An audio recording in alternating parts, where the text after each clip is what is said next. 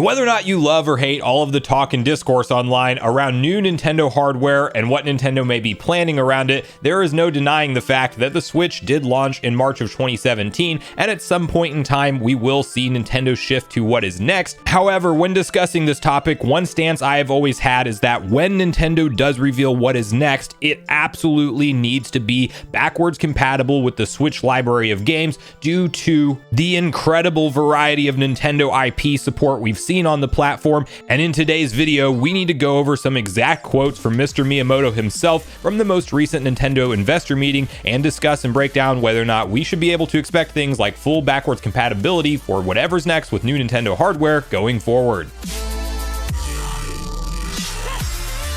What's up, Nation? If it's your first time on the channel, make sure you join Sunbro Nation by subscribing below, hit the like button on this video if you enjoy it today, and make sure you turn on your bell notification icon so you're kept up to date with all the newest gaming news. As mentioned, guys, today we are discussing an interesting topic which has to do with the idea, how will Nintendo handle the transition into next-gen hardware, and whether or not you are a fan of the topic of next-generation Nintendo hardware, because I know it's a divisive one out there. Yes, the rumored Switch Pro has been in the works since the Switch originally launched back in 2017, and people are definitely burnt out on that topic and idea, but we are now at a point in time fastly approaching the 6th year of the Switch being sold and available, that it doesn't have to be something like a Switch Pro revision. It is actually the logical timeline when Nintendo starts to at least be in the ramp up phases to what is next, because we never really see them go past the 5 or 6 year point without giving us some kind of new hardware refresh, and the OLED model absolutely was not that in terms of being any different on a hardware front and a power front from the base model Switch and what is being sold in terms of the internal components. And what will be really interesting to see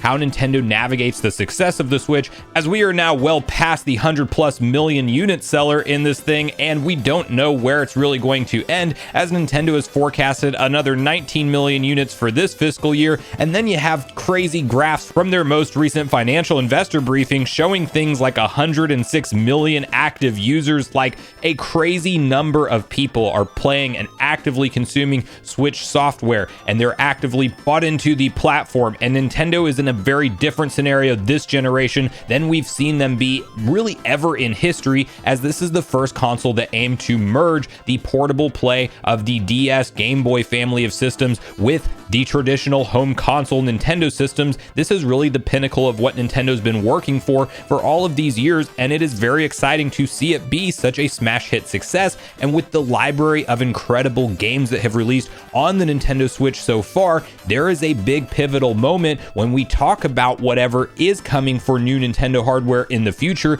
Do we lose all of these eShop games that are out there and you can only download them on the base model Switch, and then all of the physical game collection, which for the Switch is honestly probably one of my biggest Nintendo game collections now at this point? Do we keep the ability to put those same cartridges into the next generation hardware and have a seamless transition, and maybe even just have an incremental upgrade for the Switch for the foreseeable future, and it does smoothly roll forward? Or does Nintendo do a very Nintendo-like thing and come up with some crazy new radical idea and totally pivot how we interface with the games and how we experience our games? That was the Wii generation. I grew up a Nintendo gamer and expected a traditional console and controller experience, and when they released what looked like a TV remote, I was very taken back and vastly confused. And it actually was when I started to branch out and experience systems like Xbox and PlayStation more, because outside of some great classics that were released on the Wii, I didn't find myself gravitating towards motion controls, and that ended up being financially very successful for Nintendo, but it did alienate some of their core base.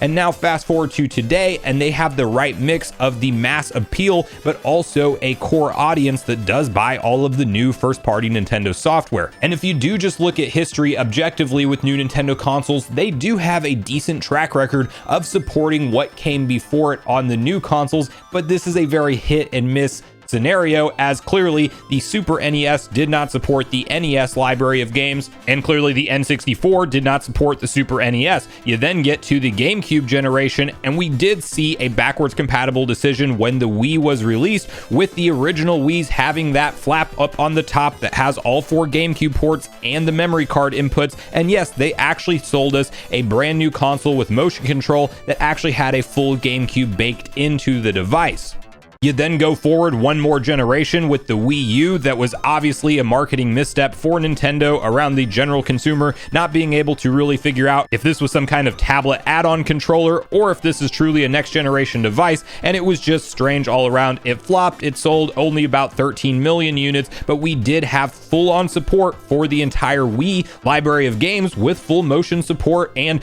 that sensor bar included, and all of the Wiimotes worked wirelessly with the Wii U, which was a really nice combination. You then fast forward to the Nintendo Switch era, and it was another hard break with starting over essentially. We are starting fresh with a hybrid form factor and cartridges on our games for the first time. No more discs, as this is a portable console. And on the Switch, the way we have the possibility for backwards compatibility is of course through things like Nintendo Switch Online and the expansion pack that allows NES, SNES, N64, and even Sega Genesis games to be played on this current console, and that may be how we see Nintendo handle backwards compatibility going forward for the foreseeable future. But the reason this is in the news today is, of course, as I've mentioned numerous times, we are hot off the heels of the most recent Nintendo investor meeting, and there's some direct comments from Mr. Miyamoto himself around this topic. And while it doesn't exactly confirm or deny which direction Nintendo will go here, it is kind of reassuring to see some of what is said and maybe give us some glimmer of hope that yes, what is next will actually have some high likelihood, if Nintendo decides to implement it, to easily allow existing Switch games to be played on next-gen new Nintendo hardware. So to get on the same page with exactly what's been said, let's hop over to VGC and read through their detailed typed up article together. Miyamoto acknowledges it's easier than ever to offer backwards compatibility,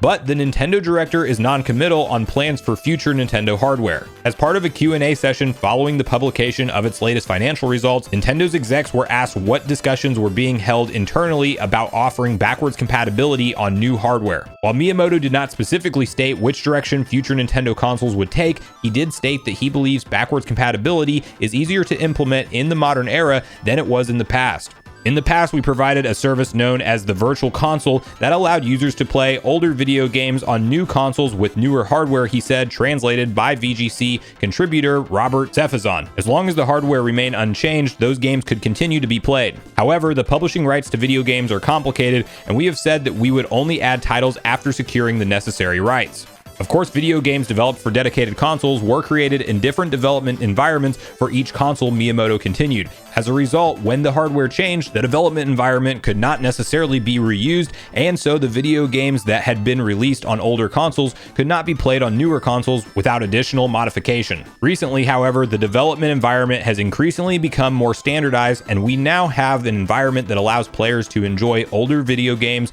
on newer consoles more easily than ever before. Miyamoto concluded, however, Nintendo's strength is in creating new video game experiences, so when we release new hardware in the future, we would like to showcase unique video games that could not be created with pre-existing hardware. Nintendo stated last May that investment in Switch's successor had contributed to a record annual research and development spend at the company. And last November, it said it was still internally discussing the concept and launch timing for its next-gen gaming system. So again, while this is not official confirmation by any means in what Nintendo is for sure planning with backwards compatibility support on future consoles, it is at least a good silver lining to see Miyamoto acknowledge that yes, this is easier than ever because of the development tools that are being used on the current library of Switch games, and that it's become more standardized as an industry standard on how you develop these games, and they're not so different one generation to the next, leading us to, if we want to read into this a little bit, if Nintendo wants to do it, they can do it fairly easily. If they don't want to do it and they really want to focus entirely on whatever that new next-gen experience is, and clearly we don't know what that is at this point, they may put all of their eggs in that basket and not sell the next-gen console as something that can also play Switch games, which I personally think would be a huge misstep, especially from their own mouths saying it's easy to do, or it's at least way easier than it used to be.